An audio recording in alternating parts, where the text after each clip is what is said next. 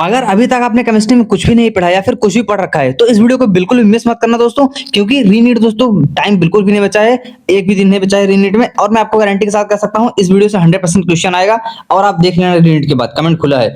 तो यहाँ पर total top most repeated chemistry question लेकर आया हूँ। क्वेश्चन नहीं है, उसके साथ में भागना मत, नहीं तो पछताओगे। देखो साथ में with high yield most important concept है, प्लस रिवीजन है, वन नाइट फार्मूला है, पूरी पूरी चीजें। ऐसा क्वेश्चन है जो कि 3 से ज्यादा बार रिपीट हुआ है, यानी कि 4 5 6 7 8 9 10 इतने टाइम रिपीट हुए हैं, ऐसे क्वेश्चन लाया हूं। और उसके साथ में आंसर भी है, उसका एक्सप्लेनेशन भी है, नीट टिप्स भी है, कैसे पूछ सकता है, कैसे पूछेगा, क्या पूछ सकता है, किस तरीके क्वेश्चन आ सकता है, ये भी चीजें बताऊंगा और एक्सप्लेन करता हुआ चलूंगा। आपको सॉल्व नहीं करना है, क्वेश्चन आंसर भी साथ में लाया हूं, डिटेल एक्सप्लेनेशन भी है। आपको कुछ नहीं करना, सिर्फ वीडियो को देखना है बस, कॉपी पेन कुछ भी नहीं, सारी चीज वीडियो को आप बस खाली वॉच करना है बस नॉर्मली, ठीक है, क्योंकि एक भी दिन बचा नहीं है नीट में, रीनीट में। और अब चलिए शुरू करते हैं फिजिकल केमिस्ट्री से क्वेश्चन नंबर 1 से लेकर 15 तक। देखिए क्वेश्चन नंबर पहला क्या है, केमिकल बॉन्डिंग। क्वेश्चन नंबर पहला केमिकल बॉन्डिंग से 6 बार रिपीट हुआ है क्वेश्चन। और इससे क्या होगा कि इसने पूछा है कि which of the following has the maximum bond angle. Maximum bond angle किसमें होगा, तो देखिए इसका आंसर लेकर आऊंगा, सॉल्व कुछ नहीं करना है। सी इसका हो जाएगा BF3, जिसका 120 डिग्री होता है। अब देखो 120 डिग्री हो गया, इसका कैसे पता चला, और इसके कितने होते हैं, इन सब कितने, इन सबको बताते हुए चलूंगा, ये जरूरी नहीं है। देखो तरीके से पूछ सकता है, BF3 की जगह कुछ और दे दे तो उनमें से अगर इनमें से किसी का ज्यादा होगा तो वो हो जाएगा क्वेश्चन। तो बताऊं कैसे क्वेश्चन हो जाएगा, किसको घुमा फिरा के, PYQ को तोड़ मरोड़ के बीच में मतलब इधर उधर करके पूछते हैं कैसे। तो देखो BF3 क्या होता है, ट्राइगोनल प्लेनर होता है। हमने देखा था कई तरीके के शेप होते थे मॉलिक्यूल, जैसे सीसॉ हो गया, पिरामिडल हो गया, स्क्वायर प्लेनर हो गया, बाई पिरामिडल, ऐसे बहुत सारे तरीके के शेप्स होते थे। इसकी जो हाइब्रिडाइजेशन होता है वो sp2 होता है, देखने को मिलता है, लेकिन इसमें कोई लोन पेयर नहीं होता। तो लोन पेयर नहीं होने की वजह से इसका जो बॉन्ड एंगल है 120 डिग्री होता है। और CH4 का जो होता है वो कितना होता है, 109 यानी कि 109.5 डिग्री। और NH3 का होता है 107, H2O का होता है 104। तो इनमें सबसे ज्यादा किसका होगा, मैक्सिमम जो कि होगा अपना इसका BF3 का, ठीक है। लोन पेयर दोस्तों कंप्रेस कर देते हैं बॉन्ड एंगल के, और इसमें एक भी लोन पेयर नहीं होता, इसलिए इसका बॉन्ड एंगल ज्यादा होता है। अब नीट टिप्स की अगर मैं बात करूं तो ये क्या होता है, ज्यादा लोन पेयर मतलब स्मॉल बॉन्ड एंगल, जितना ज्यादा लोन पेयर होगा उतना कम बॉन्ड एंगल होगा। और देखो VSEPR valence electron pair repulsion theory के अंतर्गत क्या कहता है कि lone pair is greater than bond pair और बॉन्ड पेयर रिपल्सन। तो ये एक सीक्वेंस ऑर्डर था जो कि हमने आपको बता दिया, तो इससे भी क्वेश्चन पूछ सकता है, डायरेक्ट पूछा जा सकता है। तो ये तरीके से आप सोचिए, क्वेश्चन आपने नहीं सॉल्व किया, क्वेश्चन तो सॉल्व किया ही, साथ में उसके कंसेप्ट भी देखे, उसका एक्सप्लेनेशन भी देखा, और उससे रिलेटेड और भी चीज देखी, और मैंने बताया कि इसकी जगह पर कुछ और दे सकता है, इसको कितना होगा, इसका कितना होगा, सब चीज का एक्सप्लेन करते हुए चलूंगा। बहुत कम टाइम, ज्यादा टाइम नहीं लेगा आपको, 30 से 40 मिनट की वीडियो होगी मुश्किल से। अब कल ही है रीनीट, तो क्या ही कर सकते हो, जो भी देख सकते हो देख लो, ज्यादा फालतू का इधर उधर नहीं करना। तो अब क्वेश्चन 2 में बात करूं तो number of radial notes in 3s, तो 3s में दोस्तों कितना होगा, तो देखिए इसका आंसर हो जाएगा C2, सिंपल सा मैंने आपको बता दिया। देखो अब इसका फॉर्मूला क्या कहता है कि नंबर ऑफ रेडियल नोट निकालने के लिए n-l-1 होता है, जो कि अब यहाँ पर n की वैल्यू 3 दी गई है, तो 3 की जगह पर हम दोस्तों n की जगह पर 3 रख देंगे, तो 3s हो जाएगा, n = 3। l यहाँ पर दोस्तों क्या है, 0 है। l क्या होता है आपका, l एंगुलर नोट होता है, तो एंगुलर नोट 0। देखो सो यहाँ पर क्या हो जाएगा, इसका एक्सप्लेनेशन 3 - 0 - 2 = 1 आ जाएगा, और ये 0 है, तो टोटल नोट्स निकालने के लिए हो जाता है n-1, जो कि कितना हो जाएगा, 3 - 1 2 हो जाएगा, सिंपल सी बात है। अब वही रेडियल नोट निकालने के लिए जो फार्मूला मैंने आपको बताया वो ये हो गया। एंगुलर नोट के लिए दोस्तों l होता है, टोटल नोट्स निकालने के लिए n-1। तो इस तरीके के दोस्तों क्वेश्चन आपको आ सकते हैं। यहाँ पर 4 की जगह पर 5 दे सकता है, 5 दे सकता है, 6 दे सकता है, कुछ भी दे सकता है, और उसको थोड़ा आगे पीछे करके हो सकता है ये एक लाइन वाला है, इसमें थोड़ा और लाइन बढ़ा दे, रेडियल नोट की जगह और कुछ मिक्स क्वेश्चन पूछ सकता है। तो बहुत तरीके हैं पूछने के, और ये मैं सीधे आपको बता दूंगी 7 बार रिपीट हुआ है, 7 बार। अब चैप्टर 3 नहीं, क्वेश्चन नंबर 3। आपको ऐसे ऐसे क्वेश्चन है ना कि आप देखेंगे कि पूरा का पूरा चैप्टर जैसे मिलता जुलता कवर हो जाएगा एक एक क्वेश्चन से, छोटे छोटे क्वेश्चन से ही, कंसेप्ट के साथ में। अब आप कंसेप्ट देख के मत भागे, क्योंकि इस कंसेप्ट में भी क्वेश्चन छुपा हुआ है, इस कंसेप्ट वाले इस डिटेल एक्सप्लेनेशन से भी क्वेश्चन बनाया जा सकता है। स्पॉन्टेनियस प्रोसेस सिस्टम को बताना है कि कांस्टेंट टेम्परेचर एंड प्रेशर पर, जो कि क्या होगा, कौन सी कंडीशन इसमें सेटिस्फाई, मतलब कौन सा कंडीशन यहाँ पर दिखाया गया है जो किसको, स्पॉन्टेनियस को शो कर रहा है। तो डेल्टा G > 0 तो नहीं होगा, पर यहाँ पर दोस्तों क्या होगा, 0 > डेल्टा G, ये आपको दिखाता है कौन सा प्रोसेस है, ये स्पॉन्टेनियस प्रोसेस होता है, ठीक है। अब ये इक्विलिब्रियम हो जाता है, और ये नॉन स्पॉन्टेनियस, ठीक है। अब ये क्या है, नॉन स्पॉन्टेनियस। तो इसके लिए फार्मूला है जो कि delta G = delta H change in enthalpy, T delta S हो जाएगा। और ये प्रोसेस इज स्पॉन्टेनियस जब क्या होगा, गिव्स टू एनर्जी दोस्तों क्या होगा, मतलब 0 से क्या होगा, छोटा होगा, ठीक है, तब क्या होगा, प्रोसेस स्पॉन्टेनियस हो जाएगा। लेकिन वही अगर मैं बात करूं दोस्तों, ये डेल्टा S है, डेल्टा G वाला चीज होता है, ठीक है, डेल्टा G वाले केस में होता है, ये कंफ्यूज करने के लिए यहाँ पर ये उसको डाला गया है। और एट कांस्टेंट टेम्परेचर और प्रेशर पर, तो डेल्टा जी जीरो होगा। ये क्या बता रहा है कि जो यहाँ पर क्या है, इक्विलिब्रियम है, ठीक, इंडिकेट इक्विलिब्रियम। और अगर दोस्तों delta G is greater than zero होगा तो इसका मतलब ये नॉन स्पॉन्टेनियस है, मैंने आपको बता दिया। अब टिप्स क्या कहता है कि ये फॉर्मूला है, ठीक है। अब स्पॉन्टेनियस के लिए ये होता है, ठीक है, इक्विलिब्रियम के लिए होता है, जो मैंने आपको यहाँ पर एक्सप्लेनेशन में बता दिया, टिप्स में बता दिया। किन चीजों का खासा ध्यान रखना है, कॉमन ट्रैप कौन से हो सकते हैं, कैसे आ सकता है, किस तरीके से हो सकता है, और केयरफुली क्वेश्चन को पढ़ना होता है, ठीक है, बहुत कम टाइम है। अब ये रिएक्शन दिया गया है केमिकल इक्विलिब्रियम का है दोस्तों, 5 बार रिपीट हुआ है। अब कितने बार, ये पूरा ईयर नहीं बोलूंगा मैं। अब यहाँ पर NH2 दोस्तों, ठीक है, नाइट्रोजन प्लस हाइड्रोजन से अमोनिया बन रहा है, तो रिलेशनशिप बताना है हमको केपी और केसी के बीच में। तो केपी और केसी के बीच में रिलेशनशिप कैसे बताएंगे हम, देखिए। तो ये जो होता है दोस्तों कैसे होता है, देखिए, केपी इज इक्वल टू केसी, जो फॉर्मूला होता है वो होता है आरटी डेल्टा एनजी। अब डेल्टा एन लिखा है, एनजी हो सकता है। तो ये डेल्टा एन कैसे निकालेंगे, तो डेल्टा एन हम निकालते हैं जो गैसियस का दोस्तों क्या होता है, नंबर ऑफ मोल जो होता है गैसियस प्रोडक्ट का, उसमें माइनस कर देंगे, ठीक है, गैसियस रिएक्टेंट का। जैसे यहाँ पर दोस्तों क्या होगा, प्रोडक्ट से कुछ रिएक्टेंट बना है, यानी कि अमोनिया और दोस्तों सॉरी नाइट्रोजन और हाइड्रोजन से अमोनिया बना हुआ। तो यहाँ पर गैसियस, यहाँ पर 2 था दोस्तों, 2, और ये 3 इंटू मतलब ये 3 था और 1 होता है इसका। तो ये हो जाएगा 2 - 3, तो ये हो जाएगा 2 - 4। तो -4 में से मतलब 2 निकालेंगे तो 2 आ जाएगा। तो इसलिए क्या हो जाएगा, यहाँ पर डेल्टा एन जो हमारा आ जाएगा 2 आ जाएगा। तो डेल्टा एन की जगह पर हम -2 रख देंगे, तो आपका निकल के आ जाएगा KP is equal to KC RT -2। Simple सा बात था, ठीक है। अब ये कैलकुलेट कैसे करते हैं हमने देख लिया दोस्तों, ये फार्मूला था। अब सिंपल से देखना, समेशन ऑफ मोल ऑफ, मतलब उसको हम करेंगे किसका, प्रोडक्ट का, माइनस कर देंगे number of mole of gaseous reactant का, किससे, प्रोडक्ट का रिएक्टेंट से माइनस कर देंगे, सिंपल सा निकल के आ जाएगा। ये चीजें थी। और कोलरोज लॉ दोस्तों इलेक्ट्रोकेमिस्ट्री 6 बार रिपीट हुआ है, बहुत ज्यादा बार रिपीट हो चुका है दोस्तों ये। अब इसमें पूछा क्या है कि कोलरोज लॉ स्टेटमेंट, मतलब स्टेट बता रहा है कि जो इनफाइनाइट डाइल्यूशन पे क्या होगा, जो मोलर कंडक्टिविटी होगी इलेक्ट्रोलाइट की, वो किसके बराबर रहेगी, वो हो जाएगी अपने प्रोडक्ट ऑफ सॉरी यहाँ पर हो जाएगी सम ऑफ आयनिक कंडक्टेंस की। सम ऑफ आयनिक कंडक्टेंस कैसे हो जाएगा, देखो। अब जो कोलरोज लॉ होता है वो इंडिपेंडेंट होता है माइग्रेशन का, वो किधर भी जा सकता है, उससे कोई मतलब नहीं है। अब इसमें डेल्टा एम नॉट जो होता है वो v plus delta not plus new delta not at infinite dilution पे क्या हो जाएगा, सम हो गया ना, ठीक है, सम हो गया। और हर एक आयन माइग्रेट करेंगे इंडिपेंडेंटली, किसी से मतलब नहीं है, और कंट्रीब्यूट करेंगे खुद के मोलर आयनिक कंडक्टेंस को। जैसे इसके लिए ये टिप क्या है, tip use to calculate delta M not निकालने के लिए वीक इलेक्ट्रोलाइट के लिए, जैसे हो गया ये एसिटिक एसिड इनडायरेक्टली निकल जाता है इसका।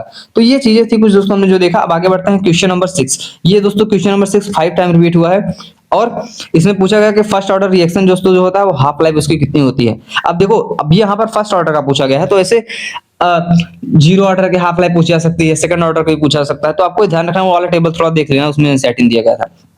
करेक्ट आंसर यहाँ पर दोस्तों हो जाएगा टी हाफ लाइफ का 0.693 बाई के। कैसे हो जाएगा, देखो, फर्स्ट ऑर्डर रिएक्शन के लिए दोस्तों टी हाफ होता है ln2 बाई के, जिसको हम ln2 0.692 बाई के लिख सकते हैं, इसलिए यहाँ पर इंडिपेंडेंट होता है इनिशियल कंसंट्रेशन का। इससे इनिशियल कंसंट्रेशन कितना होगा उसमें मतलब नहीं होता है, लेकिन जो यहाँ पर जीरो ऑर्डर पे दोस्तों मतलब होता है, फर्स्ट ऑर्डर वाले मतलब नहीं होता है इनिशियल कंसंट्रेशन से, जो कि क्या होगा, यूनिक कैरेक्टरिस्टिक होगा किसका, फर्स्ट ऑर्डर रिएक्शंस का। अब हाफ लाइफ इंडिपेंडेंट होता है कंसंट्रेशन का, तो इसीलिए फर्स्ट ऑर्डर जो निकल के आ जाएगा वो हो जाएगा टी हाफ इज जो होगा दोस्तों क्या होगा, इनवर्सली प्रोपोर्शनल होगा किससे, कंसंट्रेशन के, ठीक है, जीरो ऑर्डर रिएक्शन उसके बराबर हो जाएगा इनिशियल कंसंट्रेशन के, ठीक। Question number 7 solution and colligative property से कितनी बार रिपीट हुआ, 4 बार। तो वॉन्टा फैक्टर इसको आई से डिनोट करते हैं। अब सोडियम सल्फेट के लिए एज्यूम करेंगे कंप्लीट डिसोसिएशन होगा, किसके लिए, सी, इसमें दोस्तों कितना आ जाएगा, 3 आ जाएगा, मतलब ये जो आंसर आएगा 3 आ जाएगा। कैसे, देखो सोडियम सल्फेट लिया 2Na+SO4 2 - में 2 है, अब ये डिसोसिएट हुआ है किसमें, 3 आयंस में, ठीक है, 3 आयंस में डिसोसिएट हुआ है। अब वोंटा फैक्टर आई जो होगा वो क्या हो जाएगा, number of particle after dissociation. तो कितना डिसोसिएशन हुआ, जब डिसोसिएशन 3 में हुआ तो वही उसका वोंटा फैक्टर हो जाएगा, यानी कि 3 है तो यहाँ पर क्या हो जाएगा, आई 3 हो जाएगा, ठीक है। तो यहाँ पर हो गया अपना 3/1, तो हो जाएगा 3, ठीक है। अब 4/1 करेंगे तो ही 4 ही आएगा। ये चीजें थी अपना जो कि हमने देख लिया। अब देखो, जो वोंटा फैक्टर होता है 1 होता है नॉन इलेक्ट्रोलाइट के लिए, और 2 ये 1 से बड़ा होता है डिसोसिएशन के लिए, और यहाँ पर क्या होगा, 1 इससे बड़ा होता है एसोसिएशन के लिए, यानी 1 से छोटा हो जाएगा किसके लिए, एसोसिएशन में, 1 से बड़ा होता है डिसोसिएशन में, बराबर होता है नॉन इलेक्ट्रोलाइट के लिए, ठीक है। तो नॉन इलेक्ट्रोलाइट के लिए क्या हो जाएगा, बराबर हो जाएगा। मोल कंसेप्ट एंड स्टाइकोमेट्री की बात अगर मैं करूं दोस्तों, तो क्या होगा, देखिए आपको ध्यान रखना है कि जो नंबर ऑफ मॉलिक्यूल यहाँ पर दिए गए हैं 22.4 लीटर किसी भी gas STP standard temperature pressure पे क्या होगा, तो इसका आंसर आ जाएगा आपको सिंपल सा 6.02 × 10⁻23। कैसे हो जाएगा, देखो किसी भी स्टैंडर्ड टेम्परेचर प्रेशर पे अगर ये नॉर्मल जो वैल्यू लिखी जाती है फिक्स रहता है इसका 22.4 लीटर। अब ये एनी कोई भी आइडियल गैस हो 1 मोल, एवोगाड्रो साइंटिस्ट थे, इटालियन साइंटिस्ट थे, जिन्होंने दिया था by 1 mole of any substance contain करता है 6.02 into 10⁻23। तो जो इसका स्टैंडर्ड टेम्परेचर पे 22.4 लीटर ऑफ आइडियल गैस की 1 मोल हो जाएगा, तो 1 मोल किसके बराबर होता है 6.022 into 10⁻23। तो इसीलिए अपना आ जाएगा कितना, इतना आ जाएगा। ठीक है, ये एवोगाड्रो नंबर, इसको हम एनए से डोनेट करते हैं। अब यहाँ पर एक चीज आपको ध्यान रखना है कि जो एसटीपी भी होता है वो 0 डिग्री सेल्सियस 1 एटीएम होता है, लेकिन वही जो 24.8 लीटर होता है वो एनटीपी भी होता है 25 डिग्री सेल्सियस और प्रेशर 1 बार होता है। कंफ्यूज नहीं होना आपको, एसटीपी और एनटीपी भी ध्यान देना बच्चों। ठीक है दोस्तों, बच्चों जो भी हो, ऑक्सीडेशन स्टेट ऑफ यहाँ पर पोटेशियम K2Cr2O7, इसका कितना आ जाएगा 6 आ जाएगा। कैसे निकालते हैं, जिसका हम निकालते हैं Cr का निकालेंगे उसको हम x मान लेंगे, तो जिसका हम निकालेंगे उसको हम x मान लेंगे। जैसे यहाँ पर आप लोग देख पा रहे होंगे, तो यहाँ पर K2 कितना 2 है, ठीक है, और Cr2 2 है, तो क्या हो जाएगा जो आ जाएगा अपना कितना 2 + 2x जो आ जाएगा +7 - 2 = 0, क्योंकि यहाँ पर दोस्तों उसके ऊपर कुछ नहीं। अगर यहाँ पर -4 हो गया होता, -4 ही मिलेगा, -3 हो गया होता, तो यहाँ पर = 3 हो जाएगा उसके जगह पर। ठीक, तो कुछ नहीं दिया तो 0 मानते हैं, तो इसको आप कैलकुलेट करेंगे तो +6 निकल के आ जाएगा अपना। अब एक चीज और ध्यान रखना है, देखो दोस्तों अलग अलग K2Cr2 के लिए दोस्तों जो क्रोमियम का यहाँ पर क्या होगा ऑक्सीडेशन स्टेट +6 होता है, लेकिन Cr2O3 में +3 होता है, CrO42- में +6 होता है। तो एक तीर से 3 निशाना, तीन क्वेश्चन यहाँ पर हो गए एक उससे एक्सप्लेनेशन से।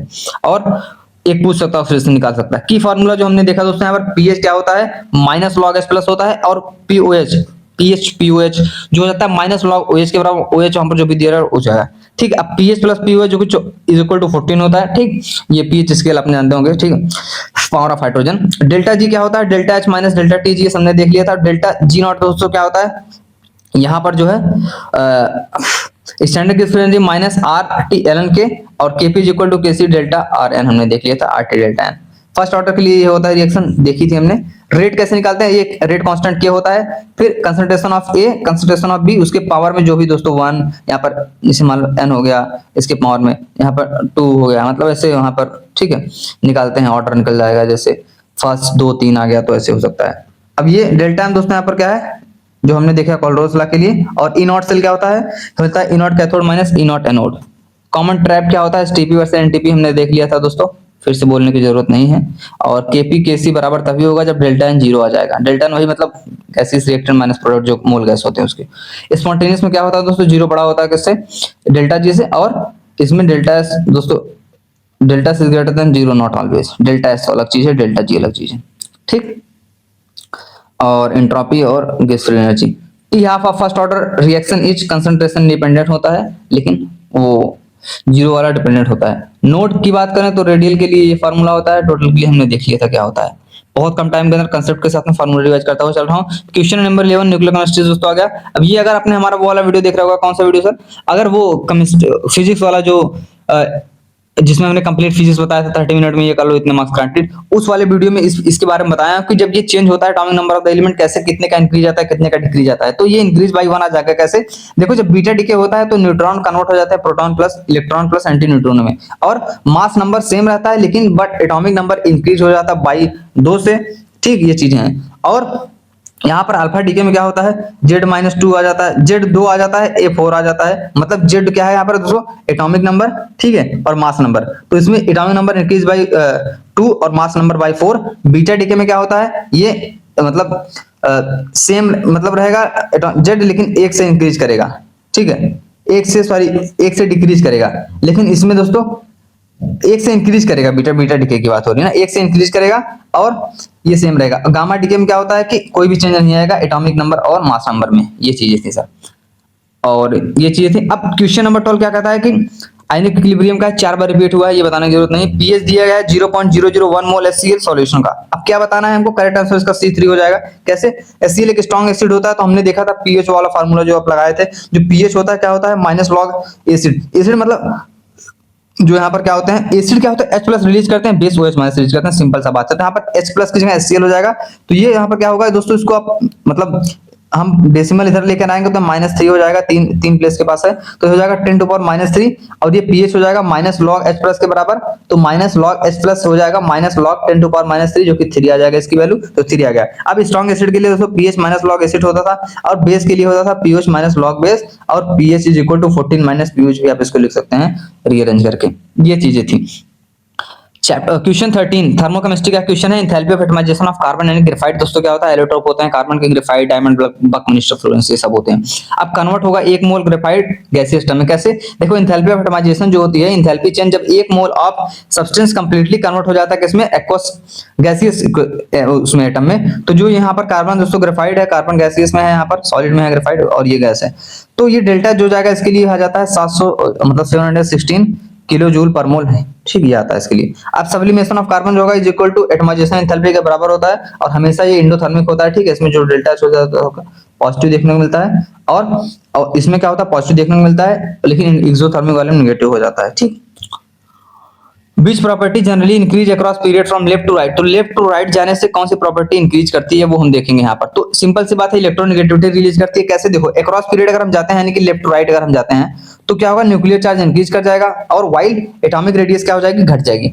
तो एटॉमिक रेडियस घटने की वजह से जो इलेक्ट्रॉन अट्रैक्ट करने की पावर होगी यानी कि इलेक्ट्रोनेगेटिविटी होगी वो इंक्रीज हो जाएगी, ठीक है। तो मेटालिक कैरेक्टर यहाँ पर और एटॉमिक साइज दोस्तों क्या हो जाएगी, डिक्रीज हो जाएगी। तो यहाँ पर क्या हो जाएगी, इलेक्ट्रोनेगेटिविटी इंक्रीज तो होगी, लेकिन जो यहाँ पर क्या देखने को मिलेगा, एटॉमिक नंबर, एटॉमिक साइज और क्या बोलते हैं उसको, मेटालिक कैरेक्टर डिक्रीज हो जाएगा। तो यहाँ पर टिप्स दिए गए हैं उसके साथ में कंसेप्ट साइड, जैसे आयोनाइजेशन एंथैल्पी इंक्रीज होगी और ये इंक्रीज हो जाएगा, ठीक है। तो और इलेक्ट्रोनेगेटिव बढ़ जाएगी, एटॉमिक रेडियस घट जाएगा, और इसमें इसका अपोजिट हो जाएगा, इसमें एटॉमिक रेडियस बढ़ जाएगा डाउन द ग्रुप के लिए, ठीक है। डाउन द ग्रुप मतलब टॉप टू बॉटम, ठीक है। और ये अक्रॉस द पीरियड यानी कि लेफ्ट टू राइट, कंफ्यूज नहीं होना अगर डाउन द ग्रुप पूछे, सॉरी, तो यहाँ टॉप टू बॉटम समझ जाना है, सिंपल सा बात है। और अमॉन्ग द फॉलोइंग इसमें पूछा है कौन सा स्ट्रॉन्गेस्ट एसिड होगा, तो HI होगा। कैसे? देखो एसिड स्ट्रेंथ ऑफ हाइड्रोहाइलाइड इंक्रीज होता है down the group. Down the group यहाँ पर दोस्तों अगर हम आएंगे, जैसे इसमें हेलोजन में क्या था, फिर कल बाहर आई आंटी, ठीक है। तो यहाँ पर क्या था, तो ये था अपना मतलब ऊपर से नीचे की तरफ हम आते हैं तो क्या होगा, हाइड्रो हैलाइड इंक्रीज होता है, हाइड्रोजन हैलाइड यानी कि दोस्तों हाइड्रोजन और आई क्या है, हैलाइड है अपना, मतलब हैलाइड में वही अपना आ जाते हैं क्लोरीन, ब्रोमीन, आयोडीन, ब्रोम, ये सब आ जाते हैं, ठीक है। पूरा बोलने क्या है, तो यहाँ पर ये सब क्या होगा, डाउन द ग्रुप बढ़ेंगे, तो यहाँ पर क्या होगा, HI सबसे नीचे आता है, ठीक है। मतलब फिर कल बाहर आई आंटी, तो सबसे ज्यादा HI हो जाएगा, फिर बाहर, फिर कल fluorine, fluorine, chlorine, bromine, iodine, सबसे ज्यादा आयोडीन का हो जाएगा। इसलिए ऐसा होता है क्योंकि जो हाइड्रोजन और हैलाइड का बॉन्ड होता है वो स्ट्रेंथ डिक्रीज करता है डाउन द ग्रुप, यानी कि ऊपर से नीचे आने पर क्या होता है कि डिक्रीज करता है। देखो आई लार्जेस्ट है क्योंकि इसका साइज बहुत ज्यादा बड़ा होगा, क्योंकि सबसे मतलब नीचे हाई साइज बढ़ता है, तो मेकिंग इट इजियर, इसको इजी बनाने के लिए तो ज्यादा बड़ा है तो H+ जल्दी रिलीज करेगा।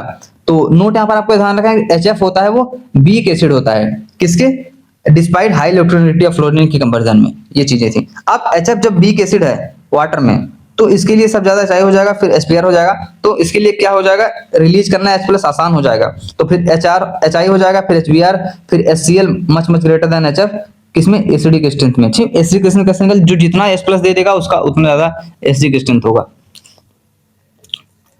ऑर्गेनिक केमिस्ट्री 16 से लेकर 30 तक। Which of the following most stable कार्बोकेटान, कार्बोकेटान दोस्तों हमने देखा था स्टेबिलिटी ऑर्डर क्या होता है, तो कार्बोकेटान के स्टेबिलिटी ऑर्डर की अगर बात करूं तो टर्सरी सबसे ज्यादा होता है, फिर सेकेंडरी होता है, उसके बाद तो टर्सरी सबसे ज्यादा होता है, फिर सेकेंडरी होता है, फिर प्राइमरी होता है, उसके बाद मिथाइल होता है, ठीक है।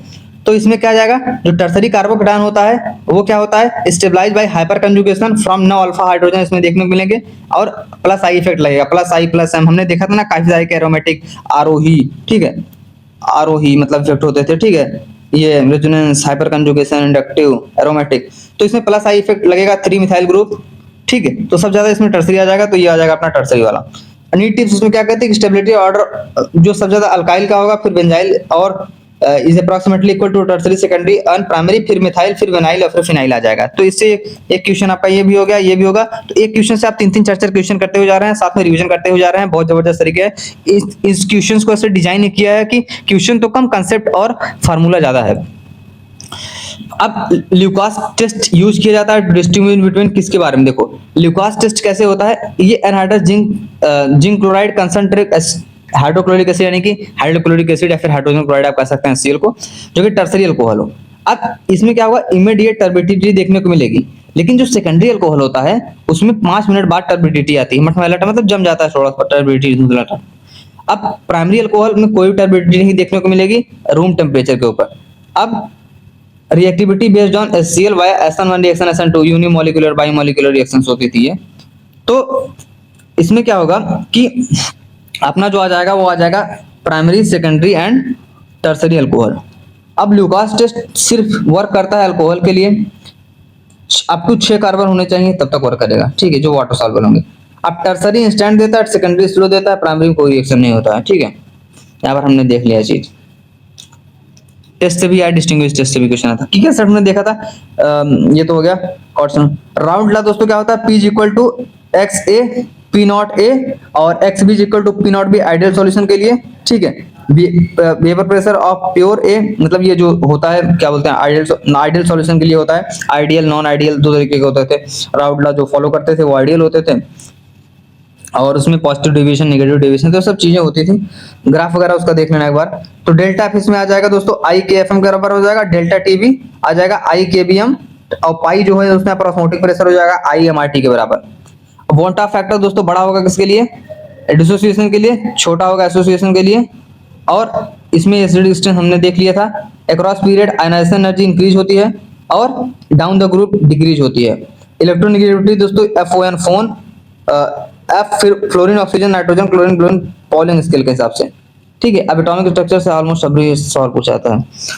टॉलरेंट रिएजेंट यूज किया जाता है किसके लिए, तो टॉलरेंट रिएजेंट यूज किया जाता है दोस्तों एल्डिहाइड एंड कीटोन के लिए। एल्डिहाइड एंड कीटोन, तो देखो टॉलरेंट रिएजेंट के लिए क्या था दोस्तों, हमने देखा था RGER स्टीफन, ये ट्रिक थी। तो एल्डिहाइड और कीटोन जो देते हैं वो उनके लिए था।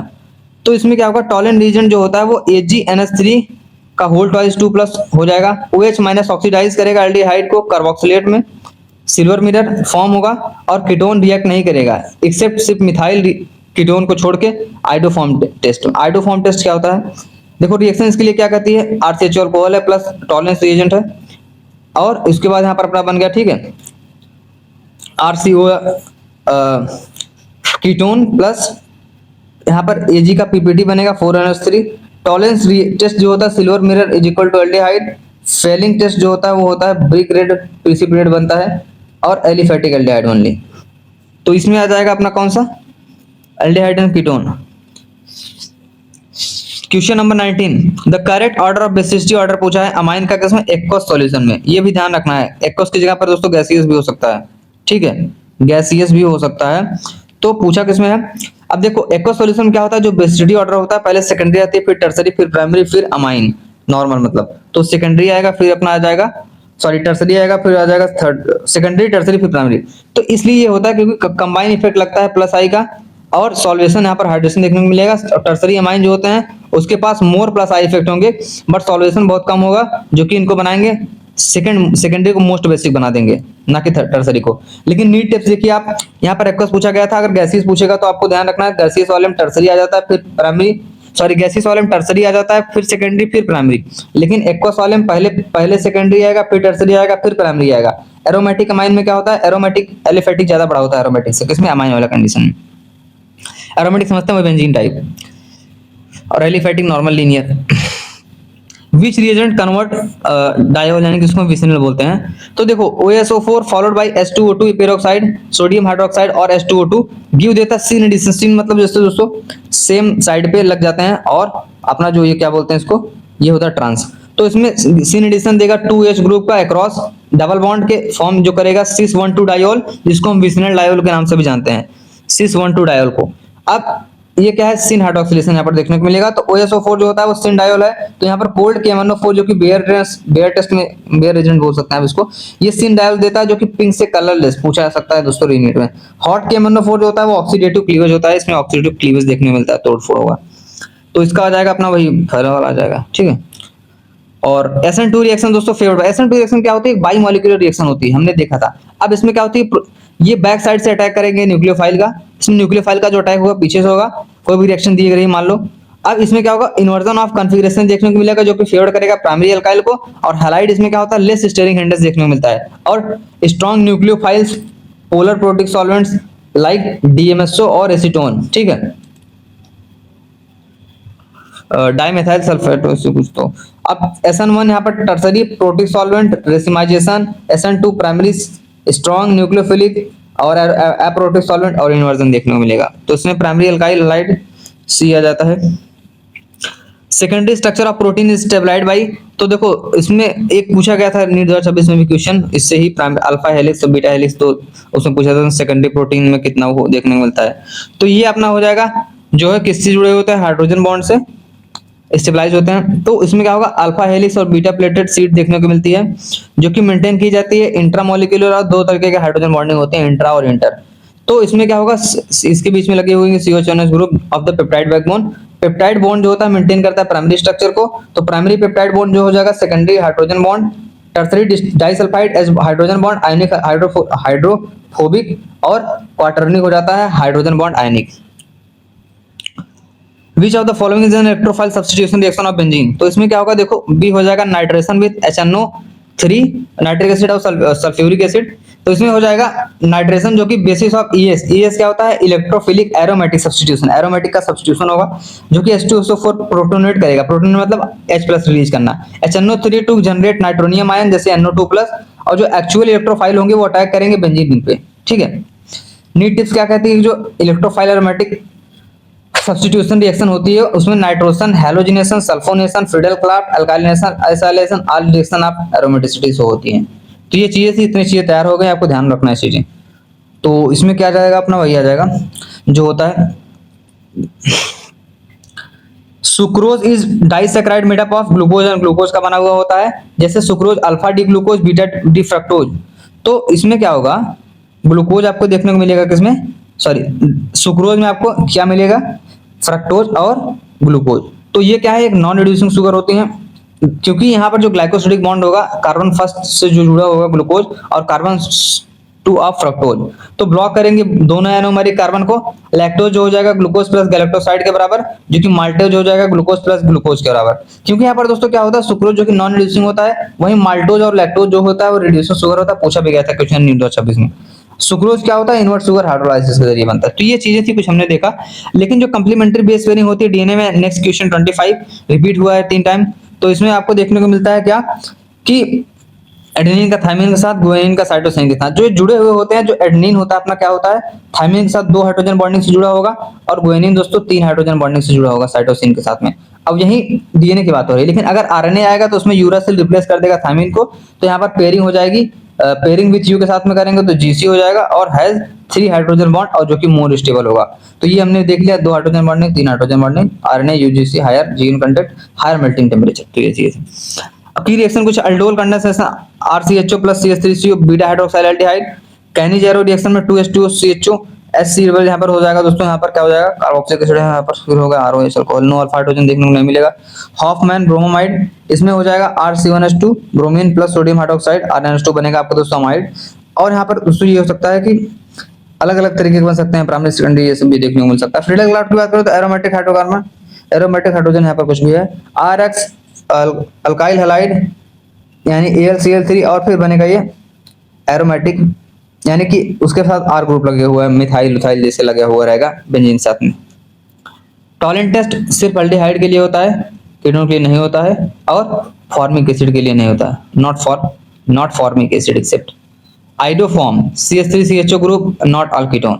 Sucrose is equal to non reducing, no free anomeric carbon, maltose reducing, इसमें एलोमेरिक कार्बन देखने को मिलता है, ठीक है। और उसमें क्या था, कॉमन ट्रैप्स थे कुछ, ये कार्बोकेटान की स्टेबिलिटी हमने देख लिया था, बेंजाइल बराबर होता है अल्काइल के, फिर सेकेंडरी सॉरी टर्सरी, सेकेंडरी, फिर प्राइमरी। तो ये नेम रिएक्शन कुछ बार बार पूछे जाते हैं, रेमन टेमन, कॉल्वे, एल्डोल, केसन, ये सब देख लेना। Optical isomerism question number 26 possible होता है मॉलिक्यूल में जब क्या होता है कि आपको देखने को मिलेगी कायरल सेंटर असिमेट्रिक कार्बन। देखो POS plane of symmetry, centre of symmetry, POS COS सब होती हैं, कायरलिटी, रेसमाइजेशन, ये सब चीजें आप डिटेल में पढ़ेंगे तो आपको देखने को मिले। लेकिन यहाँ पर फॉर्मूला मैं आपको बता दूं कि ऑप्टिकल आइसोमरिज्म रिक्वायर करता है कायरल सेंटर को। कायरल सेंटर क्या होता है कि किसी भी दोस्तों कार्बन के 4 डिफरेंट डिफरेंट ग्रुप लगे हुए हो, मान लो क्लोरीन हो गया, फिर हाइड्रोजन हो गया, ठीक है, Br हो गया, मतलब अलग अलग यहाँ पर ग्रुप लगे हुए होने चाहिए। और ऐसे मॉलिक्यूल जो होते हैं वो नॉन सुपर इम्पोजेबल होने चाहिए ऑन द, उनके मिरर इमेज जो होनी चाहिए। अब मॉलिक्यूल विद प्लेन सेंटर या फिर एक्सिस ऑफ सिमेट्री वो एक कायरल होते हैं, वो मीजो कंपाउंड है। जैसे अगर 2 यहाँ पर फार्मूला है दिखाया गया है, n की जगह पर 2 3 4 कुछ भी हो सकता है। तो ये optical isomerism for n is equal to chiral centre कितने हैं, अगर मीसो कंपाउंड नहीं होगा तब निकाल सकते हैं। और इनस्यूमर क्या होते हैं, रोटेट करते हैं प्लेन पोलराइज लाइट को। तो इसके लिए क्या हो जाएगा दोस्तों, इसके लिए क्वेश्चन आ जाएगा a chiral centre asymmetric carbon. Question number 27, phenol on reaction with bromine water क्या देता है, तो ये देगा अपना 2,4,6 ट्राई ब्रोमोफिनॉल व्हाइट प्रेसिपिटेट बनता है। कैसे बनेगा देखो, जब फिनॉल रिएक्ट करता है ब्रोमीन वाटर के साथ में तो कोई भी कैटलिस्ट जरूरत नहीं होती है। लेकिन जब ऑर्थो और पैरा पोजीशन, देखो ऑर्थो पैरा क्या होता है दोस्तों, मैं आपको बता दूं। नॉर्मल यहाँ पर कोई ग्रुप लगा फिर ऑर्थो मेटा पैरा, पैरा सीधा, तो इसमें क्या होता है, पैरा पोजीशन पे एक्टिवेट हो जाता है OH, जो कि देता है क्या, व्हाइट प्रेसिपिटेट ऑफ किसका, 2 4 6, 2 पे 4 पे 6 पे ट्राई ब्रोमोफिनॉल, यानी कि 3 ब्रोमीन, ठीक है, फिनॉल तो ग्रुप उसमें रहेगा ही। तो ये हो जाएगा अपना, ये यूज होता है क्वालिटेटिव टेस्ट के लिए फिनॉल के लिए। नीट टिप क्या कहती है कि फिनॉल के साथ में ब्रोमीन वाटर जो कि देगा व्हाइट प्रेसिपिटेट देगा, जो कि ट्राई ब्रोमोफिनॉल होता है, और यूज किया जाता है फिनॉल को डिटेक्ट करने के लिए, ठीक है। यहाँ पर no Lewis acid, Lewis acid Lewis base क्या होते थे, तो लेविस बेस होता था दोस्तों, क्या होता है, लेविस एसिड होता है electron acceptor, Lewis base donator होता है, donor. Catalyst needed unlike benzene, ठीक है। रायमंड टाइमर रिएक्शन इन्वॉल्व करती है दोस्तों क्या, रिएक्शन ऑफ फिनॉल किसके साथ में, क्लोरोफॉर्म सोडियम हाइड्रोक्साइड, जो कि देता है क्या, ऑर्थो हाइड्रोक्सी बेंजल्डिहाइड। देखो यहाँ पर रायमंड टाइमर रिएक्शन के साथ में क्लोरोफॉर्म हो गया है, अब इसको आइडोफॉर्म भी हो सकता था यहाँ पर, जैसे नहीं मतलब क्लोरोफॉर्म से ज्यादा दिखाया गया, जैसे यहाँ पर आई हो जाता तो ये आप देखिए इस चीज को कि यहाँ पर ब्रोमीन होता तो ब्रोमोफॉर्म हो जाता। तो NaOH है सैलिसाइकिल्डिहाइड, सैलिसाइल्डिहाइड, 2 हाइड्रोक्सी बेंजल्डिहाइड, जो इलेक्ट्रोफाइल होंगे वो क्या होंगे, डाइक्लोरोकार्बीन, फ्लोरोकार्बीन CCl2, और फॉर्म करेंगे CH3 NaOH, जो कि अटैक करेगा ऑर्थो पोजीशन पे प्रेफरेंटली। नीट टिप क्या कहती है कि Reimer Tiemann salicylaldehyde, Kolbe reaction salicylic acid CO2 NaOH 125 degree pressure, ये हो जाएगा इसके लिए। तो इसके लिए क्या जाता है अपना B आ जाएगा इसका रिएक्शन, ठीक है। और आइडोफॉर्म टेस्ट किसके द्वारा दिया जाता है, तो ये दिया जाता है दोस्तों किसके द्वारा, CH3COH या फिर CH3 मतलब इथेनॉल, मतलब यहाँ पर आ जाएगा आइडोफॉर्म जो टेस्ट होगा वो दिया जाएगा एलोप्रेस्टेट फॉर्म में। I2 और सोडियम हाइड्रोक्साइड था जो कंपाउंड कंटेन किया रहेगा RCO, मतलब CH3 कोई अल्काइल ग्रुप ही ना, तो RCO ही हुआ। अब इसमें क्या होगा, मिथाइल कीटोन है ये, और ये इथेनॉल है अपना RCHO, RCHO जो है क्या है, इथेनॉल है। और यहाँ पर क्योंकि 2 कार्बन है, अब मिथेनॉल ये होता तो दोस्तों क्या हो जाएगा, तो ये हो जाता अपना इथेनॉल हो गया ये। एंड सेकेंडरी अल्कोहल विद क्या बोलते हैं, 2 ही कार्बन है, ethanol group, CHOH group, ethanol also give positive test. अब पॉजिटिव आइडोफॉर्म यहाँ पर ये हो जाएगा इसके लिए, और ये इथेनॉल, आइसोप्रोपेनॉल, एस्टोफिनॉल, एलोप्रेस्टेट, जो कि एल्डिहाइड टेस्ट के बराबर नहीं होगा। तो ये चीजें थी, तो करेक्ट आंसर इसके लिए B हो जाएगा। Which of the following compound use होता है किसमें, प्रिपरेशन ऑफ एजोडाई में, तो करेक्ट आंसर इसका हो जाएगा diazonium salt coupling with phenol या फिर नैप्थलीन। जैसे देखिए जो एजो यहाँ पर दिखाया जाता है, double bond restriction rotation group, they are prepared by coupling diazonium salt aromatic N2Cl3। आप कपलिंग डाइजोनियम साल्ट आप कह सकते हैं BDC benzene diazonium salt with which activate aromatic compound phenol और एरोमाइड कंपाउंड को लो टेम्परेचर पे अल्कालाइन या फिर एसिडिक मीडियम में। नीट टिप्स क्या कहते हैं कि डाइजोनियम जो होते हैं जैसे डायटाइजेशन जिसमें देखने को मिला एरोमेटिक NH2, और इसमें NaONO2 और HCl फिर एरोमेटिक N2Cl -0.5 डिग्री सेल्सियस पर रहेगा तो साल्ट डिकम्पोज हो जाएगा। तो यही हो जाएगा इसमें। 31 IUPAC नेम पूछा गया दोस्तों, ये काफी बार पूछा गया, 8 टाइम रिपीट हुआ है। तो इसमें नाम बताना है हमको, CONH3 होल 5 ClCl2। तो इसमें क्या होगा, पहले हम लिखेंगे दोस्तों किसका, क्लोरो पेंटा अमाइन कोबाल्ट 3 रोमन नंबर में, इसका दिखाते हैं फिल्क्लोराइड। देखो यहाँ पर क्या कहता है IUPAC के हिसाब से लिगेंड्स नेम अल्फाबेटिकली, तो जो लिगेंड्स का नेम होगा वो अल्फाबेटिकली लिखा जाएगा। लिगेंड्स यहाँ पर क्या है दोस्तों, अलग अलग तरीके के हो सकते हैं, होमोलेप्टिक लिगेंड, हेटेरोलेप्टिक लिगेंड। तो यहाँ पर फिर उसके बाद जैसे क्लोरो हम लिखेंगे बिफोर, पेंटामाइन से पहले, बिफोर पेंटामाइन से पहले हम क्या लिखेंगे, यहाँ पर क्लोरो लिखेंगे, तो क्लोरो पेंटामाइन हो गया। अब जब मेटल होगा, ऑक्सीडेशन स्टेट उसकी क्या होगी, तो यहाँ पर CO+3 हो जाएगा, तो यहाँ पर क्या होता है, जो हो जाएगा X+3 आ गया, तो यहाँ पर +3 यहाँ पर रोमन नंबर में लिख देंगे। अब नेम डिटेल में अगर आपको देखनी है तो आप देख लेंगे, टाइम कहाँ है, क्लोरोपेंटामाइन हो जाएगा, क्लोरोपेंटा वही हो जाता नाम जो यहाँ पर बोला था। अब ligand alphabetically cationic complex end with metal name plus oxidation state, anionic complex में क्या हो जाता है, मेटल +8 जोड़ देते हैं उसमें लास्ट में, ठीक है। अब इसमें क्लोराइड हमने, क्लोरेट नहीं होगा क्योंकि यहाँ पर क्या होगा, अगर एनायनिक कॉम्प्लेक्स होगा तो, ठीक है, एनायनिक कॉम्प्लेक्स नहीं है ये। 32 डी ब्लॉक का है, 5 बार रिपीट हुआ है। Which of the following transition metal ion give colourless, अब सब देखेंगे हम इसमें पूरा। देखो इसका आंसर तो हो जाएगा Zn2 का, क्योंकि कलरलेस शो करता है। अब और भी कलरलेस शो करते हैं, वो भी आप ध्यान में देखना, और क्यों नहीं करते हैं, क्यों करते हैं ये मैं बताऊं। तो इसमें जो Zn2 का इसका जो इलेक्ट्रॉनिक कॉन्फ़िगरेशन होता है दोस्तों, ये अपना 18 हो जाता है। फिर आर्गन जो होता है अपना दोस्तों यहाँ पर हो जाएगा, उससे पहले मैं आपको बता दूं 3d10, यानी कि ये कॉन्फ़िगरेशन इसका क्या होगा, कंप्लीटली फील्ड है। यहाँ पर हाफ फील्ड या फिर दोस्तों डी ऑर्बिटल नहीं देखने को मिलेंगे, और तो dd ट्रांजिशन भी नहीं होगा। तो dd ट्रांजिशन नहीं होने की वजह से ये कलरलेस हो जाता है। लेकिन कलरफुल होने में dd ट्रांजिशन का बहुत रोल होता है, और भी चीजें होती हैं, लेकिन dd ट्रांजिशन अगर शो कर रहा है कोई तो वो कलर शो करेगा, तो इसलिए कलरलेस हो जाता है। अब कलर ट्रांजिशन मेटल आयन जो भी dd ट्रांजिशन से अराइज होते हैं, वो ट्रांजिशन रिक्वायर करते हैं पार्शियली फील्ड, यानी उनका जो है फुल्ली फील्ड नहीं होना चाहिए, आधा भरा वो कम रहेगा तभी शो करेंगे। वो फुल्ली फील्ड हो जाएंगे तो कलरलेस हो जाएंगे, dd हो जाएगा।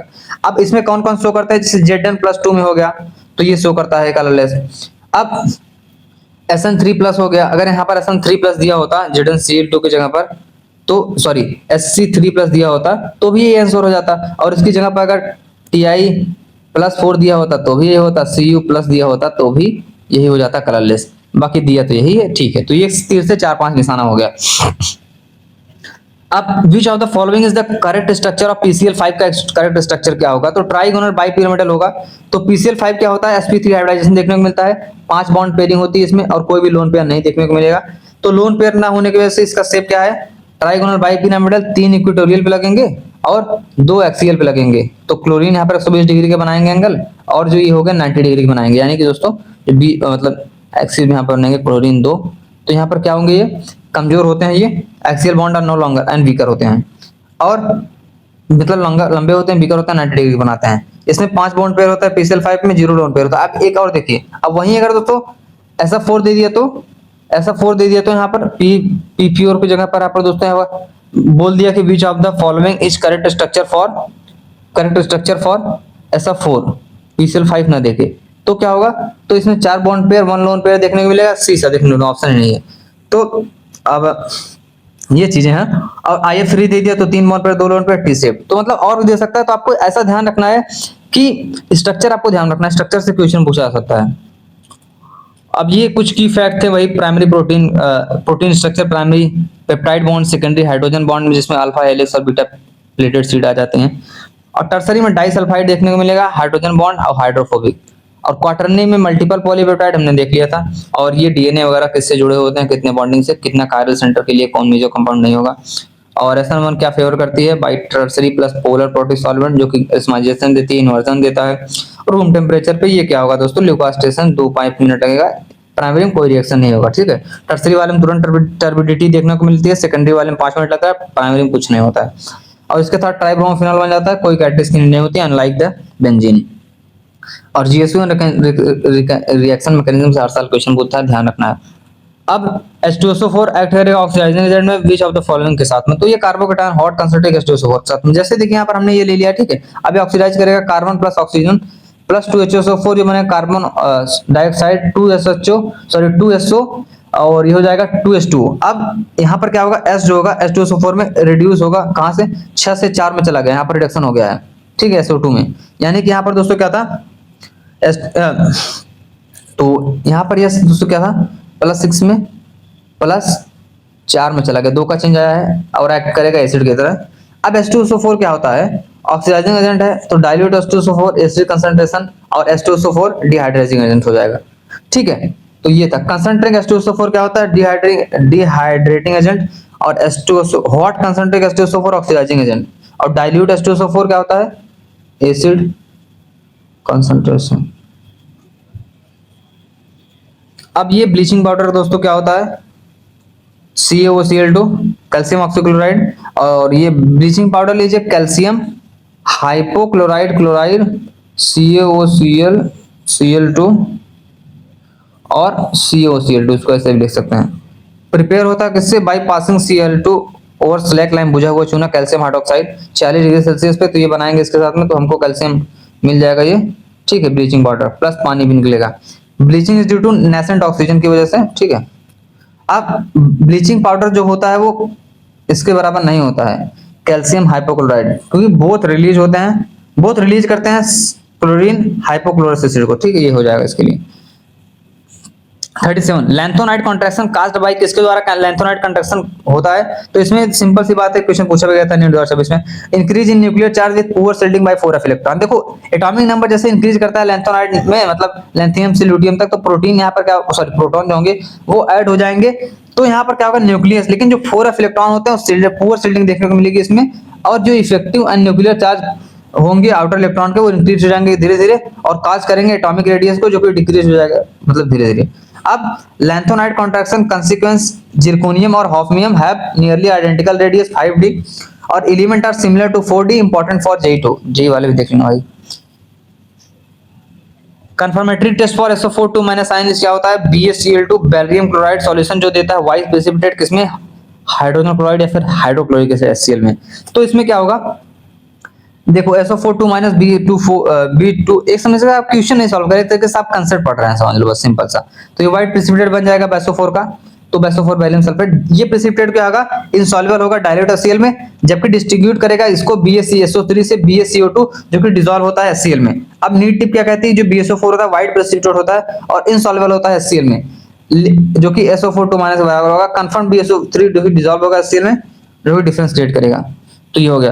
अब करेक्ट ऑर्डर बताया thermal stability of carbocation group 2 का, तो इसमें आ जाएगा, आपको सिंपल सा याद रखना है कि BaSR और CaMgBe, बाकी में CO2 CO3 CO3 CO3। Thermal stability जो होती है कार्बोनेट्स की वो इंक्रीज करती है डाउन द ग्रुप, यानी down the group top to bottom. Larger cation जो होंगे वो लोअर चार्ज डेंसिटी शो करेंगे, स्टेबलाइज करेंगे, और लार्ज जो CO3 माइनस बेटर होगा। Ba2+ जो होगा वो लार्जेस्ट होगा, तो इसलिए यहाँ पर जो BaCO3 हो जाएगा वो मोस्ट थर्मली स्टेबल हो जाएगा, इसलिए सबसे ज्यादा स्टेबल ही हो जाएगा। तो इसलिए यहाँ पर ये स्मॉलेस्ट हो गया, ये डिकम्पोज करेगा मोस्टली। लेकिन थर्मल स्टेबिलिटी तो डायरेक्टली प्रोपोर्शनल होती है किसके, आयनिक साइज डाउन द ग्रुप रहेगा तभी, और same trend for sulphates in group 2 के लिए भी होता है, ठीक। और KMnO4 एक्ट करेगा ऑक्सीडाइजिंग एजेंट को एसिडिक मीडियम में, और रिएक्शन Mn रिड्यूस हो जाएगा। देखो यहाँ पर 7 से 2 में चला गया, 5 का चेंज आया है। अब क्या होगा, एसिडिक मीडियम में जो ये H2SO4 होता है, KMnO4 पावरफुल ऑक्सीडाइजिंग एजेंट है, तो जो MnO4 माइनस होगा वो रिड्यूस करेगा Mn2+ को कलरलेस से पेल पिंक में, और MnO4 8SC रिएक्शन है दोस्तों, ये दी गई है। तो इसमें क्या होगा, न्यूट्रल अल्कलाइन मीडियम में Mn7 से +4 3 का चेंज आएगा। तो इसमें देखो KMnO4 का एसिडिक मीडियम में दोस्तों 5, फिर इसमें न्यूट्रल में कुछ नहीं, न्यूट्रल में in neutral MnO2 in alkaline MnO4 minus, ठीक है। तो ये चेंज जो आता है वो आपको बता दूं मैं, जो हो जाएगा इसमें 5 का, फिर उसमें 3 का, फिर उसमें 1 का आता था। शेप ऑफ HCF4 की जगह पर कुछ और मॉलिक्यूल का शेप पूछ सकता है, तो शेप भी देखने को, तो स्क्वायर पेयर हो जाएगा इसका। देखो यहाँ पर ज़ीनॉन जो होता है 4 बॉन्ड पेयरिंग देखने को मिलेगी, 2 लोन पेयरिंग, इसका sp3d2 हाइब्रिडाइजेशन हो जाता है, और जो 2 लोन पेयर रहेंगे वो एक्सियल पोजीशन पे रहेंगे, ऑक्टाहेड्रल अरेंजमेंट देखने को मिलेगी, और स्क्वायर प्लेनर मॉलिक्यूल ज्योमेट्री देंगे, इसलिए हो जाएगा। अब HCF24 लीनियर इसमें हमने बता दिया होता है, लेकिन अगर वहीं पर HCF4 हमने नहीं देखा था, 3 lone pair 2 bond pair linear देखने को मिलता है। मैंने बोला था अलग होता है कि geometry linear, tetrahedral, seesaw, square planar, square bipyramidal. HCF4 जो होगा वो हमने देख लिया स्क्वायर प्लेनर, और HCF6 दे दिया तो डिस्टॉर्टेड ऑक्टाहेड्रल, यानी कि एक लोन पेयर इसमें देखने को मिलता है। और यहाँ पर कुछ AN रूल जो हमने देखा था वहां पर, और effective atomic number is equal to Z minus oxidation state plus ligands जो होंगे उससे मल्टीप्लाई कर देंगे 2 से। चिले डिपेंड पॉलीडेंटेड सब ज्यादा होता है, फिर मोनोडेंटेड से। CFT crystal field theory, strong field में लो स्पिन देखने को मिलेगा, वीक फील्ड में हाई स्पिन। और ये एक्स्ट्राकेमिकल सीरीज तो IBR सब ज्यादा होता है, मतलब ये CO, CN, OH fluorine, chlorine, iodine, bromine. Common trap क्या कहता है कि देखो KMnO4 एसिडिक में +7 से +2 तो ये हो जाएगा 5%, इसमें 3 हो जाएगा, इसमें हो जाएगा दोस्तों 1, हमने बताया था ना 531। तो ट्रांजिशन मेटल जो होता है कलरलेस पार्शियल डी फील्डिंग में देखने को मिलेगा। जैसे यहाँ पर दोस्तों ये फुल फील्ड है तो ये कलरलेस हो जाएगा, सॉरी कलर आपको पार्शियल वाले में देखने को मिलेगा, कलरलेस में फुल फील्ड डी ऑर्बिटल देखने को मिलता है। XeF4 स्क्वायर प्लान देख लिया था, ये भी देख लिया था। कोऑर्डिनेशन कंपाउंड हर साल पूछा जाता है क्वेश्चन, और वो नेमिंग वाला पूछेगा। तो ये कुछ टॉपिक्स हैं, जैसे केमिकल बॉन्डिंग्स कितने पूछेंगे, 12 इटरेशन हुए तो इतने 2010 से लेकर 24 तक में 12 बार। तो ये सब चीजें हैं, एक बार देख लेना आप, ठीक है। तो टॉपिक्स हैं कितने बार रिपीट हुए हैं। अब इसमें भी केमिकल बॉन्डिंग मॉलिक्यूलर स्ट्रक्चर, इसमें केमिकल बॉन्डिंग मॉलिक्यूलर स्ट्रक्चर इसमें वही है, थोड़ा सा अलग अलग टॉपिक है इसमें, मतलब ये चैप्टर है उसमें टॉपिक दिया है, ठीक है। कंसेप्ट है, जैसे इसमें कोलोज हो गया, लॉ, नेस्ट इक्वेशन हो गया, रेट लॉ हो गया, हाफ लाइफ से क्वेश्चन पूछना है, टेस्ट से जरूर पूछता है। और कार्बोहाइड्रेट यानी कि इससे जरूर पूछता है, प्रोटीन, ऑप्टिकल ज्योमेट्रिकल स्ट्रक्चर से पूछता है, SN1 SN2 तो 100% पूछना ही है। तो ये सब है दोस्तों। और ये चीजें कितनी बार पेज में, हाई वेरी हाई वाई 4-5 बार, 5 से 6 बार, कितने क्वेश्चन है। की फार्मूला क्वेश्चन जैसे इसके लिए हो जाएगा cathode minus anode, next equation ये हो जाती है अपना E not minus RT, RT की जगह पर हम दूसरे लिख सकते हैं 0.592, उसको हम राउंड ऑफ करके 0.06 भी लिख सकते हैं।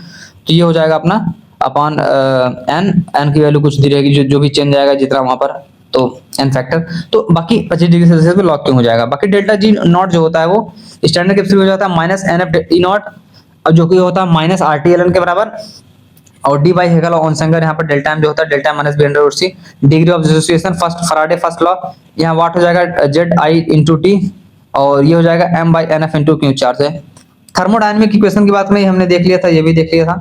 किरचॉफ लॉ की बात करूँ तो ये नहीं देखा था, तो delta T2 is equal to delta H T1 plus delta Cp हो जाएगा T2 माइनस T2। इंथैल्पी के लिए दोस्तों रिएक्शन माइनस, ये हमने देख लिया था रिएक्टेंट प्रोडक्ट। हेस लॉ बहुत फेमस साइंटिस्ट थे, इन्होंने दिया था प्रोडक्ट माइनस रिएक्टेंट, समेशन हो जाएगा इसका डेल्टा एस फॉर्मेशन का, enthalpy of formation minus reactant minus product. तो रेट लॉ के लिए दोस्तों रेट कांस्टेंट है, यहाँ पर कंसंट्रेशन ऑफ ए और बी उसका पावर। हाफ लॉ के लिए देख लिया था, ये होता है सेकंड के लिए हो जाता है 1/k A नॉट। अर्हेनियस इक्वेशन क्या कहता है कि AE minus EA by RT और ln K2/K1 जो हो जाता है EA R1 by 1/T1 minus 1/T2। Integrated first order हो जाता है अपना ln AT equal to ln AT minus K not. Zero order के लिए हो जाता है AT equal to A not minus KT, और T हाफ हो जाता है जीरो ऑर्डर के लिए A नॉट बाई 2 के।